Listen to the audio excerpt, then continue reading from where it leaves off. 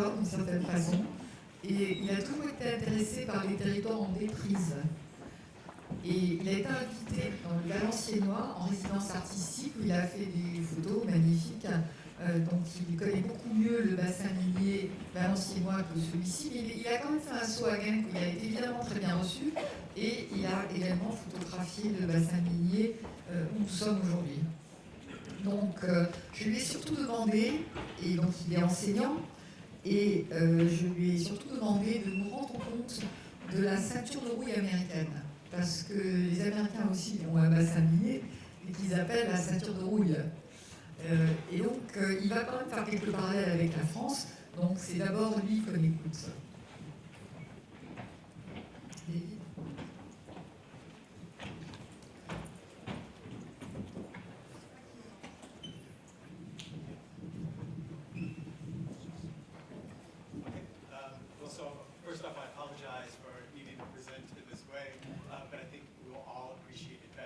Il s'excuse pas pour vous parler directement, mais il pense que vous l'apprécierez mieux comme ça.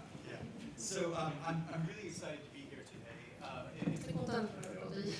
Because my work here is connected to my own sociological interests. Son travail ici, en fait, il est très lié à ses intérêts sociaux, en fait, parce qu'il y a beaucoup d'histoires ici. As well as my personal interests. So my interest as a family member. So my family is from this small town called Rochelle, which is about 35 kilometers from me. Oui, donc la famille elle est originaire de Rochelle, il y a à peu près 35 km d'ici. So it's really exciting to be here. Okay, so I'll start. So my project that I'm going to present today is with. So the project I present today. Alors le projet qu'il présente aujourd'hui, c'est donc c'est un lien entre son travail à la fois en France et aux États-Unis.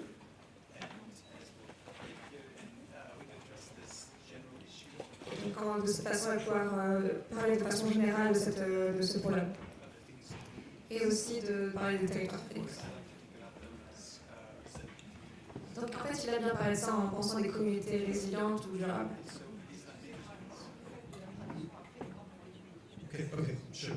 So my interest in this idea of resilient communities is to focus on the fact that when we think about the future, we aren't simply thinking about some hypothesized future, but we are anchoring it in a problem.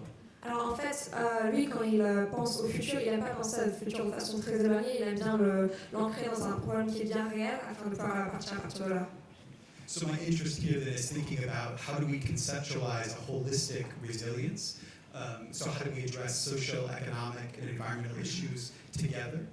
Donc en fait, à partir d'ici, qui veut parler de comment la façon va-t-on établir un champ plus holistique vers la résilience, à la fois dans le domaine social, économique, environnemental, et en fait, on partir des pratiques dans les intérêts locaux. Absolutely. So to think about these local, the local orientation. So my interest here is really in thinking about the grassroots. And so I approach this as a visual sociologist, interested in the way that community comes together. Donc en fait, à partir d'un point de vue social, il parle de ce qu'il appelle les grassroots, donc les racines en fait. Et il veut voir vraiment comment les communautés peuvent se rapprocher autour d'un projet commun. This is often in circumstances of stark inequality. Donc c'est souvent dans des situations avec des grandes inégalités. And so my interest here is in thinking about the work that I've been doing in Hauts-de-France along with the work in the Rust Belt in the United States. Donc il va vraiment présenter son projet en parallèle avec celui aux États-Unis, avec le ceinture de rouille et dans les Hauts-de-France. So here I think we can let the slide do a lot of work, but I'm here really on behalf of the CRP, an association, organization that's based over in Douchy-les-Mines, not so far from here, as well as the Hyde Park Art Center in Chicago. Oui, donc à partir de maintenant, on va laisser surtout la présentation et les photos parler pour lui. And to give you a sense of the scope, this, I think I can do this here.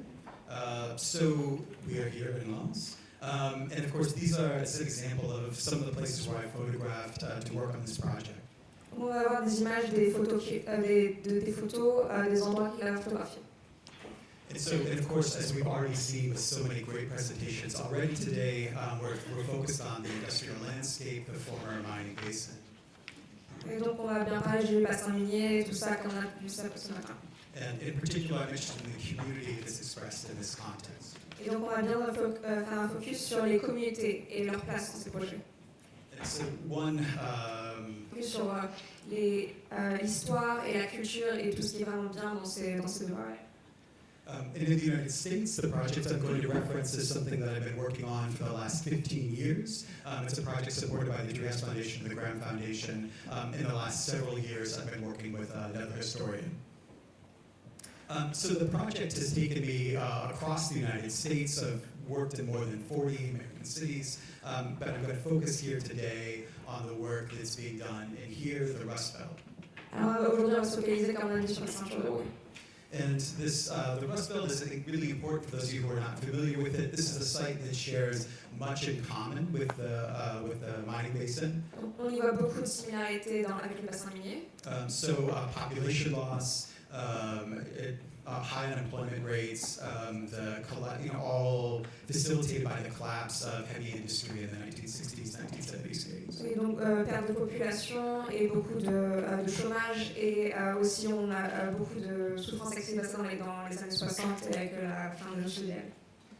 And so we can just get a sense of the way that people are organizing life amongst the sort of dereliction and other facets of decline that have happened in these communities. Donc on va voir comment les communautés s'organisent face à ce déclin de vraiment ce qui se passe dans les communautés. And so certainly, I think Detroit is probably the most famous of these sites. Donc bien sûr, on a Détroit, le plus célèbre de ces sites. But again, my emphasis here is not to focus on sort of what was and that decline, but instead to think about how do we find a way forward. Et donc ouais, on va vraiment se focaliser sur la façon dont on peut avancer à partir de là. And so what I'm going to do is really quickly move through this section and then move into a few examples from the United States that orient us towards thinking about grassroots development, so bottom-up development. Donc en fait, on va passer très vite par ici, puis ensuite on pourra se focaliser sur la façon de reconstruire avec les grassroots, les fondements. So of course we're familiar with the experience of Hauts-de-France and of course the mining basin. But one of the things I want to emphasize is it's not only about these large plans, but also the way that individuals take control of their preservation of their heritage and experience. Donc en fait, on va vraiment focaliser sur la façon dont les gens, de façon individuelle, peuvent vraiment prendre pour eux leur histoire et le passé et le territoire. And so I think it's essential that we focus on the way that people present themselves and the way they present their history and current connection to it. So, in the United States, we see similar kinds of examples, famous Gasworks Park in Seattle, Washington, and a variety of other places where people have done this kind of interpretive work and expression of industrial history. Donc on peut voir dans de nombreux parallèles, comme on voit dans les photos, des sortes d'art expressif de façon à vraiment prendre les lieux et les transformer vraiment pour faire quelque chose de magnifique. But what I really want to focus on today is, again, this grassroots issue. And so what I'm going to show you is a few examples of organizations in the United States who are doing work that is about social productivity, about creating social connections, about doing business incubation, about creating urban agriculture, and about the arts. So the United States, I'll give you just a couple examples. I'm going to start with an organization called The Plant that's based in Chicago, Illinois. On va parler de The Plant au Chicago, donc la plante.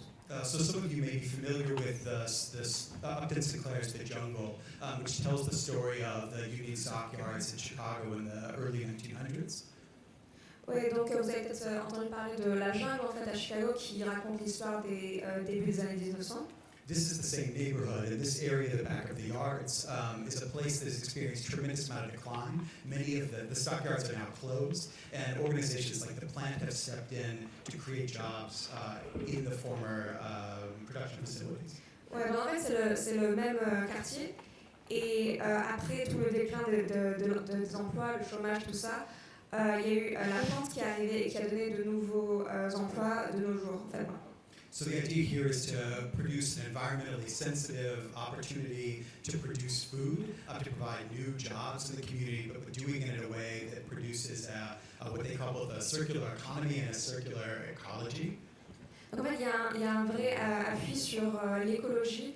On utilise l'écologie pour trouver de nouvelles façons de faire de la nourriture, de nouvelles façons de vivre en fait, et donc de façon écologique et économique. So many of the businesses in this facility support each other and use products. And in other words, the idea is that they can grow together. Et en fait, tous ces petits commerces travaillent ensemble et se supportent et en fait vraiment grandissent ensemble. So, and I'll tell you I'll jump ahead and talk a little bit now about urban farming. So there's another example would be in Milwaukee, Wisconsin. There's an urban farmer named Will Allen. And he has produced an organization called Growing Power. And the idea of this is to transform formerly derelict sites and turn them into sites for production, but in this case of food. Donc en fait, là, on va parler de ce qu'ils appellent les fermes urbaines. Donc dans ce cas-ci, au Wisconsin, on a repris le contrôle en fait pour transformer toute cette urbanisation en nourriture en fait. And the idea here is to be able to address the issues that have been produced by deindustrialization. In this case, the way that segregation operates on the north side of Milwaukee, to provide opportunities for job training, high quality food, and to be able to provide a site for social connection in the city. Et en fait, c'est une façon d'un peu réparer ce qui s'est passé durant les années industrielles. Donc par exemple, dans ce cas-ci, on combat la ségrégation et on trouve des moyens de donner des formations pour apprendre à mieux vivre en fait. We can see this influence spreading far and wide, going outside of the Rust Belt to New Orleans, places like New York City, to Chicago, people who have worked with Will Allen and have studied with him in order to sort of to engage with the built environment and to address these deep inequalities. Et donc il y a l'évolution, genre même en dehors du Wisconsin, on le voit jusqu'à New York, il y a du travail pour vraiment réparer toutes ces inégalités. One of the things I think that's important to think about sites like this is that they can provide ways to connect the urban fabric, to produce a place where there used to be homes, so there used to be businesses, to create urban gardens in order to produce those sites of, again, sociality, of bringing people together, as well as also producing a product, in this case, food. Oui, donc en fait, c'est vraiment une façon d'utiliser ce qui était des maisons, ce qui était des usines en fait, et de les transformer en des jardins urbains, et de façon à travailler tous ensemble et créer vraiment une nouvelle communauté autour. Et dans ce cas-ci, c'est pour créer de la nourriture. And of course, we can see these examples elsewhere. The last group I'll talk about is I'm actually going to start with a group called Project Row Houses, which again is outside of the Rust Belt, but is in Houston, Texas, which is an area that has experienced a tremendous amount of decline, has a tremendous amount of similar environmental problems to the region, to this region. Ouais, donc en fait, ce cas-ci, c'est au Texas, qui n'est pas vraiment dans la ceinture de rouille, mais ça a les mêmes symptômes. Il y a le déclin, il y a le chômage et il y a le déclin dans les années 60, tout ça. So in Houston, Texas, Rick Lowe, and along with another group of African American artists, founded an organization to protect housing that is not so different from the minor housing. This is very small buildings. Ouais, donc là, ils ont trouvé un moyen de construire des maisons qui sont très similaires des maisons bassinières, genre des tout petits bâtiments en fait. But the idea is not simply to protect the buildings, instead to transform them into some of them into galleries, to provide an opportunity to bring people into the community in order to engage with the cultural and physical artistic products that are produced therein. Ouais, mais c'est pas seulement une question de genre reconstruire les bâtiments, c'est vraiment genre les transformer par exemple en des galeries pour inviter les populations à entrer, tout ça, et ça va vraiment créer un esprit de communauté. And at the same time also provide affordable housing. And so this development you see on the right is a group that he's worked with the University of Rice University to provide designs for affordable housing, so that the opportunity is not only bringing people into the community, but providing affordable housing, access to housing for people who live in the community now. Et c'est aussi une façon de créer des maisons et des habitations que les gens peuvent se permettre d'acheter en fait. Et puis du coup, c'est pas seulement une façon de les faire entrer dans la communauté, c'est leur donner un endroit où ils peuvent rester aussi. So we see a number of other organizations. Big Cars Tube Factory Art Space in Indiana has done something very similar. In Buffalo, there's an organization called Assembly House 150 that is transforming this former church into a job training site. Oui, et donc on voit aussi par exemple à Buffalo un endroit où on a pu transformer cette église en fait. This is in Buffalo, New York. And so this is upstate New York, to the west, I guess. À l'ouest de l'État de New York. And what they do in the site is they work with people who are unemployed to provide them with skills, but they learn to become skilled carpenters through the work of the arts. Et en fait, ils travaillent avec des gens qui sont au chômage et ce qui leur permet d'apprendre un savoir-faire en fait qui leur servira plus tard à travers les arts. So again, we see this as an example of an organization that brings attention to the city, produces an identity, and also provides an opportunity for people to develop their skills and connect to the labor market. Ouais, donc on voit encore une fois un projet qui permet d'aider la ville, mais également d'aider les personnes avec ce projet. In the interest of time, I'll start to wrap up, but the idea here is to be able to focus on these kinds of organizations, these small-scale organizations, grassroots organizations that are doing work outside of the large-scale system. And there are many, in fact, we'll see a couple of examples here from Ile-de-France, of really amazing large-scale projects that are happening in this region. Ouais, donc en fait, c'est vraiment pour voir la comparaison entre des petits projets et des grands projets à grande échelle, en fait, comme on voit dans les Ile-de-France. And of course, as we've just seen in Gate, Belgium, and of course in places like Ishinomaki, Japan, where they're recovering from a different set of disasters. Oui, donc on voit aussi des éléments comme ça, par exemple à Cannes qu'on a vu, mais aussi au Japon quand ils étaient en train de se remettre de leur propre désastre.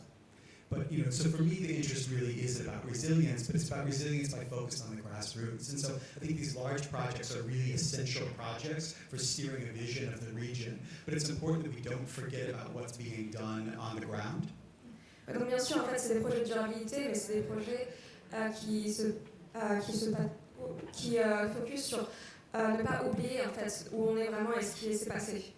And by focusing on the work that's being done in the grassroots, that we can find clear ways to integrate the development strategies that we're talking about today.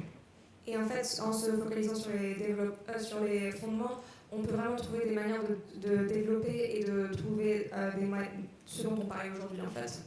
And the hope is then, at that point, this development is seen as something that's not simply coming from somewhere else, coming from above, but it's something that's coming from the people themselves. Et en fait, c'est pas un développement qui vient d'ailleurs, c'est un développement que l'on fait nous-mêmes et du coup, on le ressent encore plus. Merci.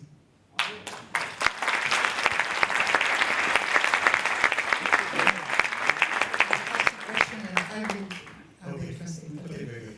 So you told me, David, that you've been very impressed by the way French people, but maybe also Belgian people, are able to focus on quality, but coming from the public, from the state, from the city, what you don't have in USA. But you said also, that in USA there are many more projects coming from the grassroots, from the people, and you think that it's possible in France to be more attractive to all those initiatives. Donc je disais qu'il était très impressionné par la façon dont les Français et les Belges ont des pouvoirs publics qui se mobilisent sur la santé, sur l'éducation, sur les grands projets, ce qui n'existe pas aux États-Unis. Par contre, aux États-Unis, il y a beaucoup plus de bottom-up, il y a beaucoup plus de groupes sociaux qui font des choses qui deviennent essentielles pour transformer un territoire. So, yes, yeah, absolutely. So, I mean, as you said, I think that both France and also Belgium, we see that there's tremendous will, I think, coming from the government, that's coming from up top, that's producing really high-quality projects. Donc, il est très impressionné par la façon dont les pouvoirs publics en France et en Belgique investissent sur la qualité. And of course, we see some of those here today, and many of you are involved in those projects. And my hope is that we, while paying attention to those projects, that we also really focus on going out into the neighborhoods and talking to people and seeing the way that they want the world transformed. Donc, il dit qu'on devrait être beaucoup plus attentif à ce qui émane des quartiers pour pouvoir l'intégrer dans les politiques publiques. But you will be very happy with Marie. Yes. In a few minutes. Yes, of course. So you think that we can be more efficient in this? I think so. I think so. C'est un appel au pouvoir public pour que vous soyez plus ouverts, plus accueillants dans cette initiative. And so one example that I didn't have the time to talk about is an organization that's just now closing in Pittsburgh called the Sprout Fund. And they're an interesting model for linking, it's called the Sprout Fund, so like growing like sprouts. Yeah. And they're interested in linking large-scale funders to small-scale farmers. Les investisseurs qui s'investissent pour relier les projets venus d'en haut et les projets venus d'en bas. Where, for instance? And so they worked in they're just now closing, but they worked in Pittsburgh, Pennsylvania. Il y a eu ce type de projet à Pittsburgh, maybe in Detroit as well. So they haven't worked in Detroit, but they do have some connections there. And the idea is, can we produce a middle level of organizations Est-ce qu'on peut créer un modèle moyen, intermédiaire who d'organisation can mediate between these pour large établir scale des liens entre les deux échelles? and what's going on at the small scale, and in so doing, facilitate the development of the kinds of small projects I featured here, Pour faciliter justement les initiatives locales. particularly among funders, whether it be the government or someone Et else, notamment pour réunir les fonds who wouldn't normally give someone €1,000, qui €2,000. normalement ne s'investiraient pas sur ce genre de projet. And so this kind of project is something that could be quite helpful in helping produce a varied and robust grassroots. Donc il espère que vous allez noter que c'est ce type d'attitude qui pourrait générer une autre forme de projet qui est nécessaire. Thank you so much, David. Donc nous allons poursuivre. Il fait le lien en fait avec Marie Forquet, puisque Marie est directrice de l'association Porte-Mine, que certains d'entre vous vont visiter aujourd'hui et puis demain, et qui son lieu se trouve au bord de la cité 12-14, et elle en a fait ses maisons d'ingénieurs. Et elle en a fait en fait un lieu absolument improbable. C'est un tiers-lieu, on va dire, une sorte de tiers-lieu, qui en même temps fait auberge de jeunesse, fait un peu de Détroit, elle fait de l'agriculture bio, mais surtout Marie qui joue un rôle très important de rencontre des habitants chez toi, y compris avec les jeunes. Et c'est un lieu d'accueil en fait, c'est un lieu d'accueil, c'est un lieu d'initiative dont le programme s'invente au quotidien. Et il faut beaucoup d'énergie pour faire ça. Alors moi, c'est la seule séance de labellisation à laquelle j'ai participé. J'ai eu beaucoup de chance parce qu'il y avait donc le projet de Marie Forquet et il y avait cette extraordinaire médiathèque que certains vont montrer et qu'on était émerveillés par le projet de Marie. Il paraît que toi, tu étais qualifiée. Oui, un peu comme aujourd'hui. Alors, racontez. Alors l'histoire de Porte-Mine, c'est l'histoire avant tout d'un métier, puisque pendant 15 ans j'ai été médiatrice culturelle dans des grandes institutions culturelles du territoire. Et mon métier du coup c'était les gens. Voilà, être médiatrice culturelle, c'est aller à la rencontre des gens qui viennent sur le territoire, alors soit qui y vivent, soit qui sont de passage, et de valoriser à la fois la production artistique qu'on avait, puisque dans des scènes nationales il y a à la fois le côté spectacle, mais aussi valoriser les richesses, et ce que j'appelle moi les pépites du territoire, puisque à force de rencontrer les habitants d'ici, je me suis rendu compte qu'il y avait énormément de pépites, énormément de richesses, énormément d'envie d'initiative, mais qu'on n'arrivait pas forcément à canaliser, à concentrer ces énergies qu'il y avait ici sur le territoire.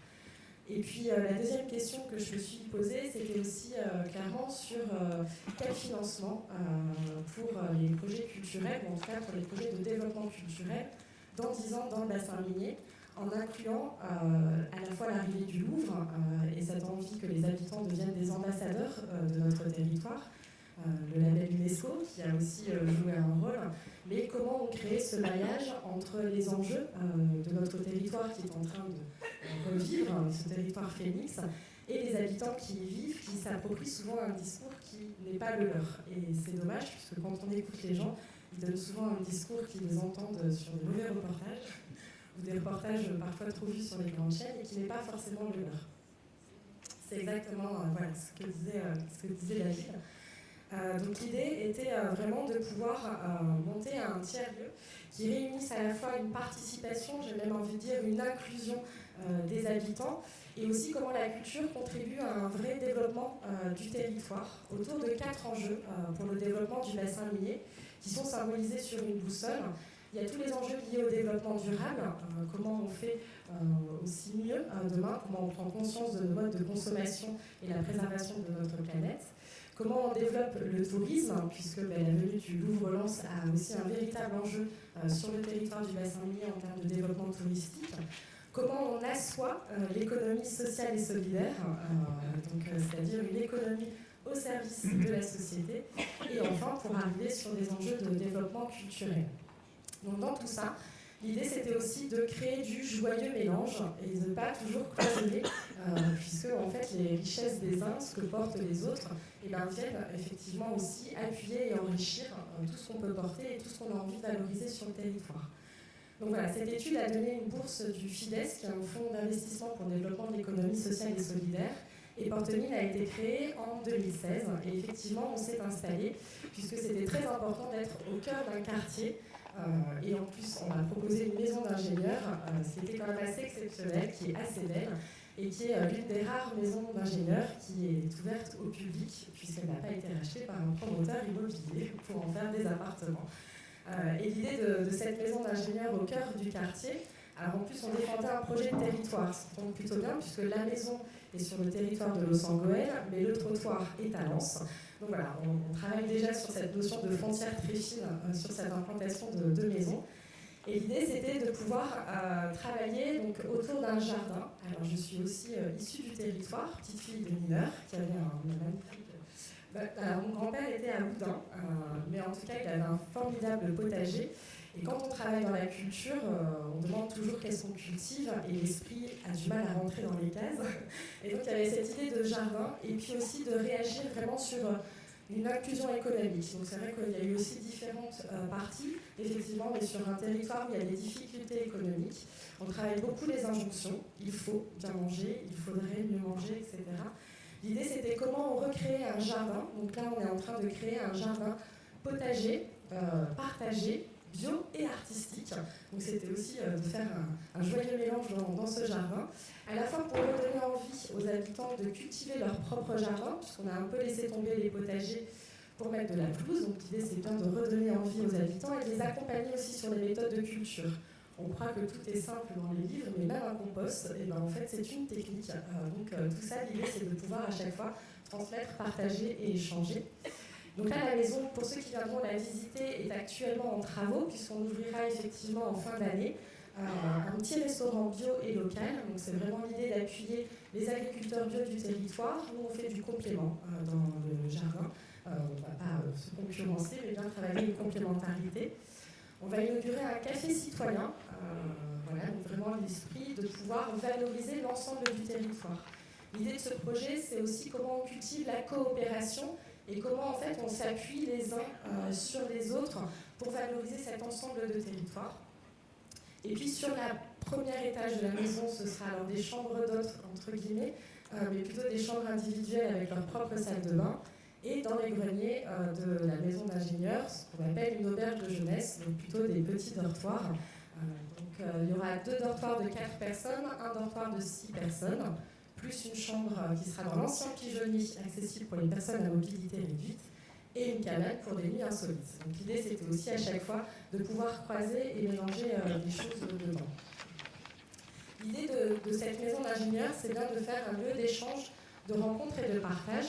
Où le jardin, on travaille aussi tout un côté bucolique, on fait énormément de fabrication de mobilier, alors soit récupéré à partir de palettes, on a aussi lancé un projet de mobilier urbain, donc des vrais mobiliers qu'on va installer dans les quartiers, puisque un des enjeux aussi de Portemine, c'est comment on réinvente, ou en tout cas comment on se réapproprie les espaces publics en lieu commun, pour aussi redonner dans ces espaces publics des zones de rencontre, d'échange et de partage, pour inviter à mieux rencontrer l'autre, puisque quand on rencontre l'autre, on a moins peur des autres, et donc forcément on vit mieux tous ensemble. L'idée de cette maison, c'est à la fois avoir un modèle économique qui va venir effectivement financer une grande partie du fonctionnement de l'association, et puis de lancer ce qu'on a appelé la turbine. Donc la turbine, c'est l'accompagnement et le développement des projets des autres, que ce soit citoyens, associatifs ou des collectivités. Alors c'est pas toujours facile à expliquer, on n'a pas forcément un programme établi, puisqu'en fait on va à chaque fois chercher comme ça des initiatives, des envies pour se dire, ben voilà, nous on a envie de faire des choses, mais en fait vous aussi, vous avez envie de faire des choses. Qu'est-ce qu'on peut imaginer, inventer, créer et forcément réussir ensemble pour pouvoir croiser tous ces enjeux sur le territoire. Et là-dessus, on a un chapiteau donc, qui tourne aussi sur les images. Alors ce chapiteau, il est assez magique parce qu'à la fois, c'est un outil qui est mobile, on peut le monter et le démonter à peu près partout. Pas forcément partout, mais à peu près partout. Il a même une curiosité. Quand on plante un chapiteau dans un quartier, forcément, il y a des yeux qui pétillent et puis cette curiosité forcément des habitants qui viennent. Et ça nous permet de faire donc, du coup des projets de coopération. Donc on va toujours être avec les autres pour pouvoir proposer des événements autour de la culture, du social, du développement durable, etc. et de l'économie sociale et solidaire. Alors qui est-ce qui paye? Alors, c'est vrai qu'on a demandé un accompagnement pour créer ce projet. On aimerait pouvoir transformer l'association en une SIC, une société coopérative d'intérêt collectif. Ça, c'est l'enjeu dans 3 ans. Aujourd'hui, on est soutenu à la fois par des financements publics tels que l'État et surtout la politique de la ville, puisqu'on est aussi dans un quartier prioritaire, la région, le département, la communauté d'agglomération de Lens-les-Vins, la ville de Lens, et puis on a aussi réuni des financeurs privés, tels que du mécénat ou de la fondation. Ça correspond bien aux attentes de Béville. C'est exactement ça qu'il appelle sur le territoire. On est très heureux que ce lieu existe et puis que ça se multiplie. Et moi, ce qui m'avait frappé, c'est qu'on avait aussi parlé au moment des élections, c'était difficile.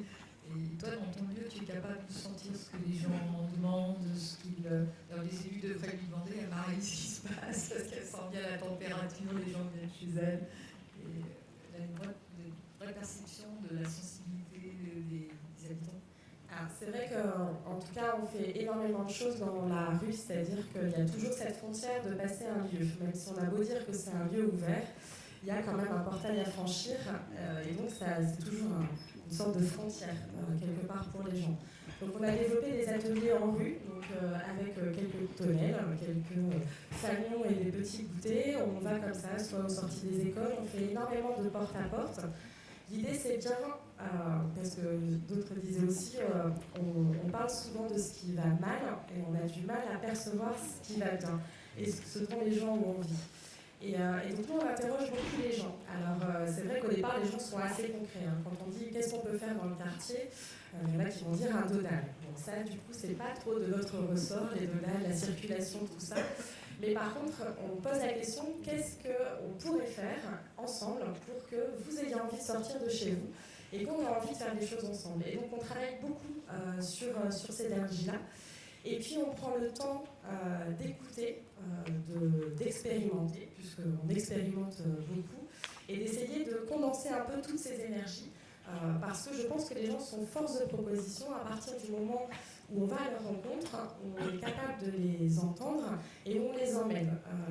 Participer à un projet commun fait émerger énormément de choses, beaucoup de positivisme aussi. C'est-à-dire que les gens dans le quartier, quand je suis arrivée dans le 12-14, j'ai juste demandé aux gens, avant de savoir si on se mettait dans la maison d'ingénieur, pour vous, c'est quoi le quartier? Alors là, j'ai eu, oh mon Dieu, ça craint, il y a des voitures qui brûlent, les maisons, c'est pas facile, il y a du dealer, etc. Donc, c'était vraiment un portrait très noir. Je disais aux gens, ah oui, vous avez juste une envie, c'est de partir. Ah non, pas du tout. Moi, je m'entends super bien avec ma voisine, et puis mes enfants font ça, etc.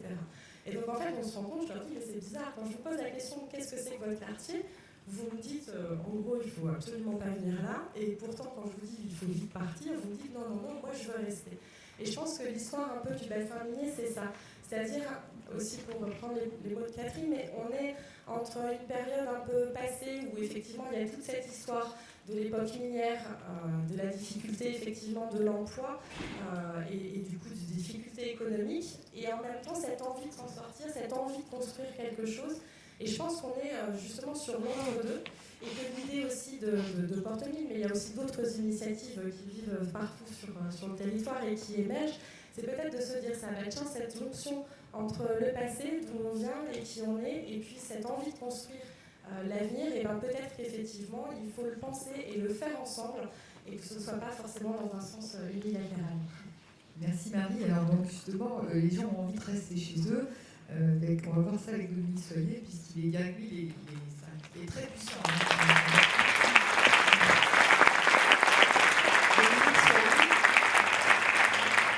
Dominique Soyer est directeur général de Maison et Cité. Alors Maison et Cité, c'est 70 000 logements. C'est énorme. Et alors, il a un patrimoine très particulier qu'il va vous présenter. Il n'a pas 30 ans. Et donc, en fait, il règne sur les cités minières du bassin minier, de l'ensemble du bassin minier. Et en même temps, il est très investi pour tenter de régénérer ce patrimoine.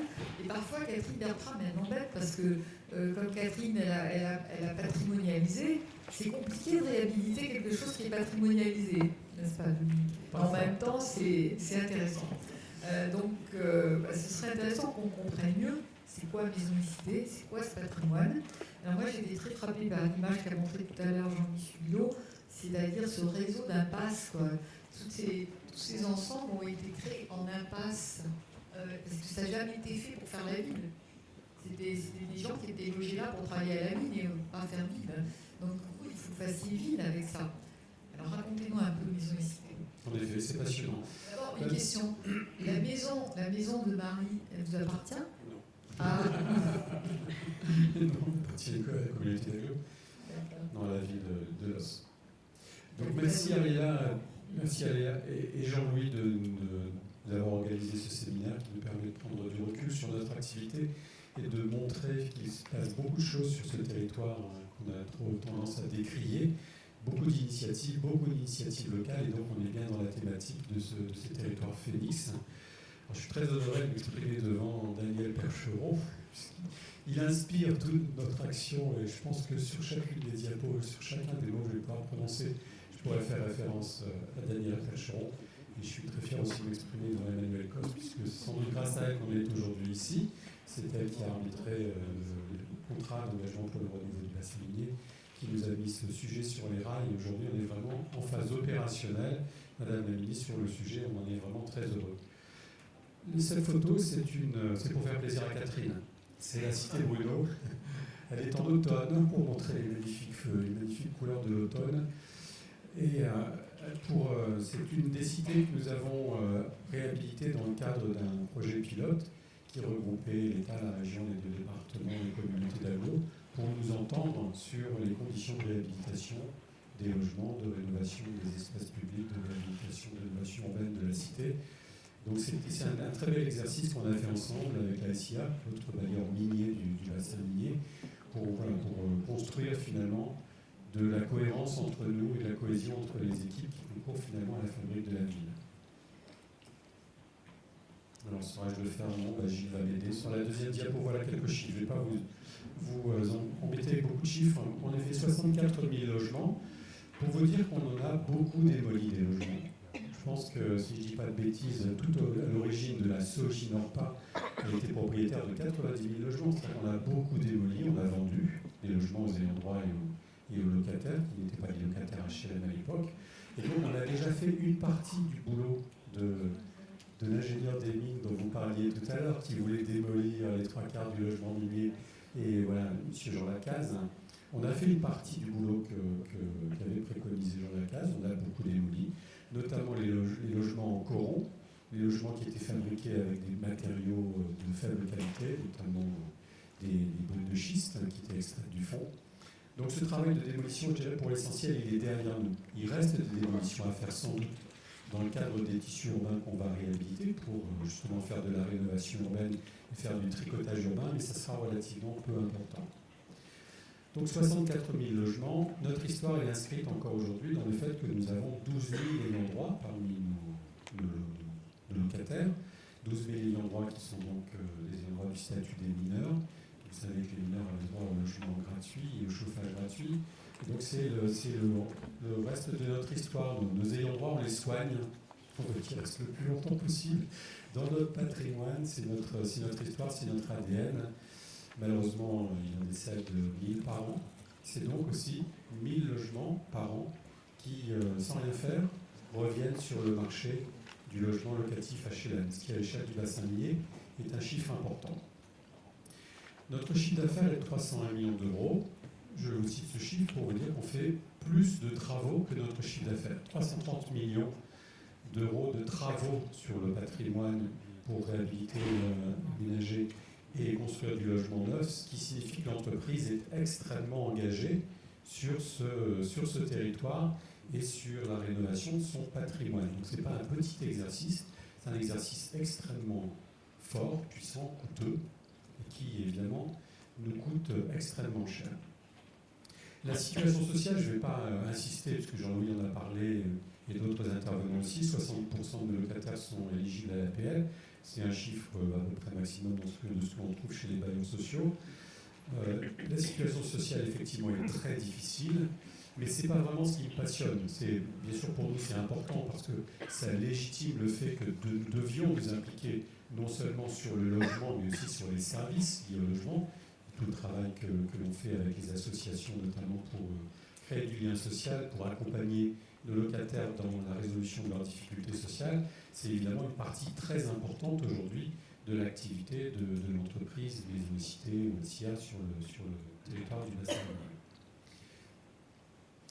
Les personnes âgées, c'est un vrai sujet.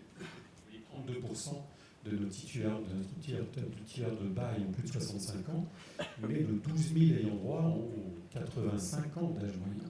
Donc la question de la personne âgée et du logement de la personne âgée, des services à offrir aux personnes âgées pour les maintenir dans leur logement et ensuite les accompagner dans leur logement suivant avant d'arriver à l'EHPAD éventuellement, c'est un énorme sujet pour adapter les logements et les rendre utiles et conformes aux usages des personnes âgées. C'est évidemment un sujet très important qui nous amène à essayer de bien comprendre ce que sont leurs besoins. On a utilisé 300 jeunes, par exemple, dans les mois qui viennent de se passer, 300 jeunes dans le cadre d'un programme d'accompagnement de l'État pour rencontrer nos ayants droit et nos personnes âgées. Et on a utilisé des jeunes volontairement. Parce qu'on s'est rendu compte que le contact de cette clientèle avec les jeunes est beaucoup plus facile qu'avec nos chargés de clientèle. Donc on les a interrogés sur leurs conditions de logement, sur leurs besoins, etc., de façon à mieux rendre conformes nos adaptations de logement à leurs besoins. 4800 attributions par an, ça ne nous dit pas grand-chose. Ce chiffre est là pour dire qu'on a peu d'activités, on a peu de turnover sur notre patrimoine. Ça tient au fait que nos logements sont tous des logements individuels, en cité jardin aujourd'hui pour l'essentiel, et donc nos locataires, ils veulent rester. En effet, comme le disait, il y a peu de mobilité, peu de demande de mobilité sur notre patrimoine. 34 000 logements, c'est le chiffre des logements que nous avons réhabilités depuis 15 ans, largement aidés en cela par l'ANA, puisqu'à l'époque nous étions de statut privé. C'est énorme, ça veut dire 2,4 milliards d'euros d'investissement sur le logement dans les dernières années. Je pense qu'on est un des bailleurs sociaux qui a été le plus investisseur sur son patrimoine, mais très frustrant, parce que nous n'avons pu faire que la réhabilitation du logement et un peu de travail sur les réseaux, dans le cadre d'un programme de politique publique qui a été monté par l'État et les collectivités locales, mais on n'a pas eu accès au mécanisme de la rénovation même. Et c'est ça qui nous a énormément frustrés, parce que certes, les logements sont beaux, ils sont bien, ils répondent aux besoins et aux usages des locataires, mais on n'a fait que ça, je dirais. Ça a coûté cher, mais on n'a fait que ça. Et ça n'a pas empêché la relégation des cités linéaires, le développement des problématiques sociales. Et c'est le sujet qu'on est allé présenter à Madame la Ministre, il y a un peu plus de 4 ans maintenant, pour lui dire qu'on avait besoin d'un programme spécifique pour rompre avec cette situation. On pouvait certes continuer à réhabiliter des logements, mais on sait très bien que la solution pour permettre de transformer l'attractivité du bassin minier, c'est évidemment pas seulement le logement. Alors dans notre histoire récente, on a un événement important qui est l'UNESCO. Catherine l'a logements de maisons et cités sont classés UNESCO, c'est important, c'est une magnifique reconnaissance. Le deuxième événement majeur, celui que nous devons à Daniel Percheron, c'est l'arrivée du Louvre, nous y sommes. Le troisième événement majeur, c'est l'ERBM. Le quatrième, ça aurait été le foot, mais malheureusement, ce sera pour la prochaine fois. Le contrat d'engagement pour le renouveau du bassin minier. Voilà. C'est la mission que l'État a créée ici pour aider le terrain. Voilà, quand nous sommes allés voir Madame la ministre, mandaté Jean-Louis Sudeau pour écrire un rapport remarquable qui a posé de manière, je dirais, consensuelle, évidente et forte le besoin de renouveau du bassin minier en prenant le sujet de A jusqu'à Z, c'est-à-dire la réhabilitation du logement, la rénovation urbaine de la cité et l'aménagement du territoire du bassin minier dans son ensemble, de façon à traiter tous les sujets, ceux qui partent du local et ceux qui partent d'en haut, dans une même dynamique et assurer cette cohérence et cette cohésion de l'ensemble des acteurs qui concourent à la fabrique de la ville et des quartiers. Encore une fois, aujourd'hui, on a une chance inouïe, parce que ce partenariat, c'est quand même l'État, la région, les 2 départements, les 7 structures d'agglo, les 2 bailleurs sociaux, tous ensemble dans une même dynamique pour traiter le logement et la rénovation du quartier et, j'espère, du bassin minier dans son ensemble. Alors, nos locataires, qui sont-ils ? On a fait un gros travail. Alors, bien sûr, nos locataires, on pense les connaître, parce qu'on les rencontre tous les jours dans le cadre de notre gestion locative. Néanmoins, on a procédé à une enquête très approfondie. Vous avez mis à disposition le résultat de l'enquête. Voilà, on a mis ce résultat de l'enquête. On a produit un petit document qu'on vous remettra sur table à la sortie pour bien expliquer tout ça. Donc on est allé très loin dans ce questionnement de locataires. On n'a pas fait un sondage comme on fait d'habitude. On a traité 7000 réponses. C'est-à-dire qu'on est allé bien au-delà des échantillonnages habituels des instituts de sondage. 7000 réponses pour un questionnaire en 36 questions. Donc on les a assassinés, nos locataires, mais comme ils sont très dociles et ils ont accepté de jouer le jeu, vous voyez, parce que 7000 ont accepté de répondre. Et on juste 2 chiffres, mais pour conforter ce que disait Marie, nos locataires ne veulent pas bouger. Sans doute sont-ils motivés sur cette absence de mobilité par leur situation économique, sociale, bien sûr, c'est un élément important, mais bien au-delà de ça, il y a le référentiel, il y a la culture, il y a la... Mais ils disent quand même que la raison principale pour laquelle ils ne peuvent pas bouger, c'est qu'ils ne peuvent pas. Ils ne peuvent pas financièrement. S'ils allaient loger ailleurs, il faudrait qu'ils payent tellement cher le logement que ce ne serait pas possible. Même s'ils trouvaient du boulot, ce ne serait pas possible. Donc ça tempère un peu. Ça tempère, c'est bien les 2 sujets, le social et le culturel, c'est-à-dire l'attachement au bassin minier et ses valeurs qui est un élément fort du territoire. Donc effectivement, 60% de nos locataires retiennent leur quartier et leur logement comme étant leur référence absolue, leur situation idéale. C'est leur idéal. Puisque c'est leur idéal, ça nous impose aussi des responsabilités de réhabilitation avec un niveau de qualité de service important, et aussi tous les services qui doivent accompagner le logement pour offrir un panel complet de services. Et 40% des personnes sondées souhaitent que leur logement soit évidemment réhabilité, puisque une autre grande caractéristique de notre patrimoine, malgré le nombre de réhabilitations récemment réalisées, c'est qu'il reste 20 000 logements à réhabiliter, qui sont aujourd'hui des passoires thermiques, sur lesquels donc, nous allons renouveler notre effort aujourd'hui, grâce à cet engagement pour le renouveau du bassin minier. Donc tout compris, c'est quand même 3,3 milliards d'investissements de l'entreprise dans les 10 ans qui viennent. C'est juste énorme sur la réhabilitation des logements, sur l'entretien courant et sur la construction de logements neufs, de façon à accompagner aussi le renouveau dans cette question de renouvellement urbain et d'accompagnement par du bâti neuf pour mieux répondre aux attentes de certaines catégories de nos clients, par exemple les personnes âgées. Parce que les personnes âgées ne trouvent pas satisfaction dans notre patrimoine, essentiellement du patrimoine familial, composé de maisons à étages de type 3 ou type 4, pas adaptées aux personnes âgées et moins bien adaptées aussi aux jeunes ménages.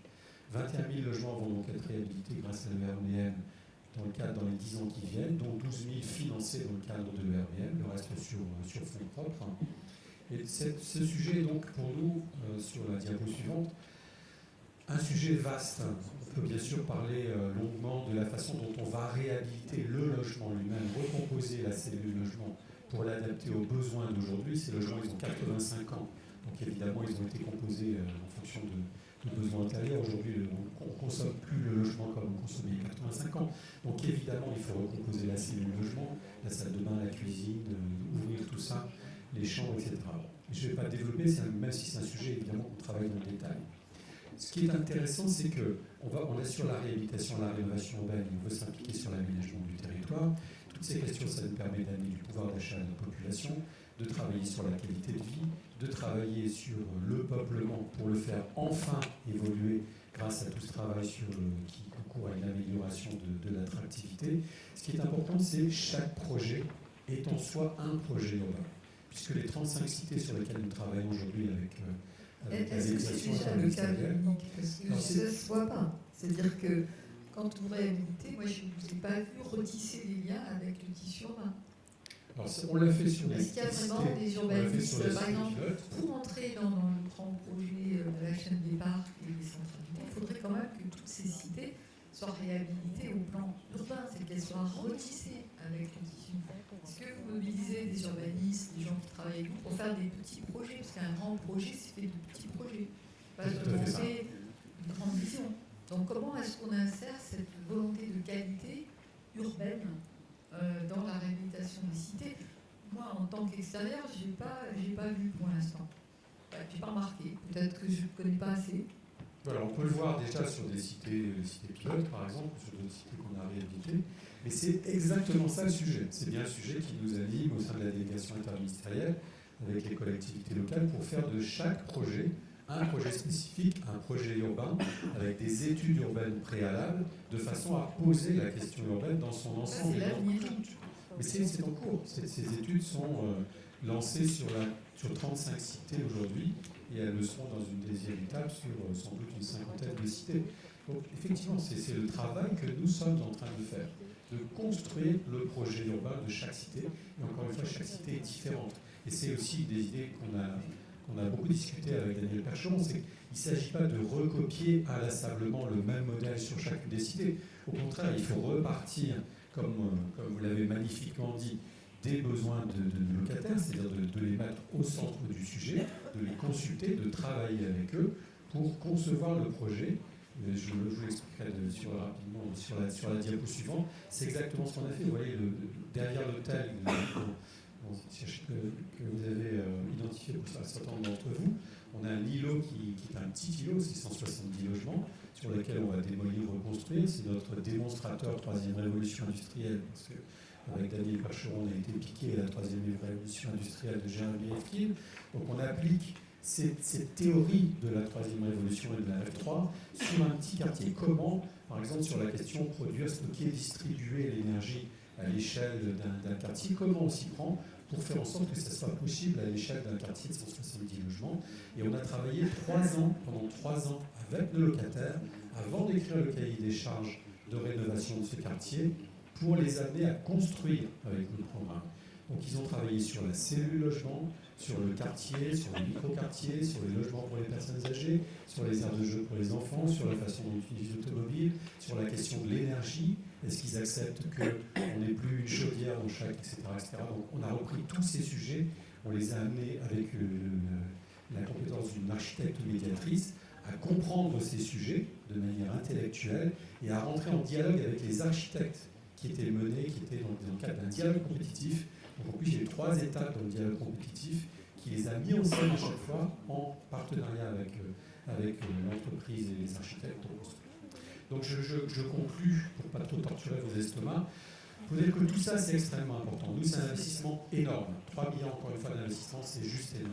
Et on a besoin, évidemment, de faire en sorte que cet investissement il soit fait en cohérence avec une dynamique territoriale sur l'ensemble du bassin minier, c'est-à-dire qu'il y a un schéma de cohérence qui permet d'ordonner aussi notre investissement. Notre investissement, il ne doit pas être seulement orienté patrimoine de maisons citées, mais aussi aménagement du territoire. Ça veut dire qu'il faut aussi traiter pour nous la question des mobilités, la question de la santé. On a créé une fondation, par exemple, pour aller travailler sur ces sujets comme celui de la santé, et tous ces grands sujets qui dépassent les micro-territoires que sont les cités et même les agglomérations, il faut qu'on puisse les poser, qu'on puisse avoir notre cadre de cohérence pour structurer notre propre action. Et nous qui sommes nés dans le bassin minier, notre ADN, c'est le bassin minier d'ensemble. Ce n'est pas seulement le Nord ou le Pas-de-Calais, c'est tout le bassin minier. Et on a besoin de ce schéma de cohérence d'ensemble. Donc on y travaille grâce à la délégation interministérielle. Et c'est un sujet extrêmement difficile sur lequel on a besoin d'appui de gens comme vous. Merci Dominique.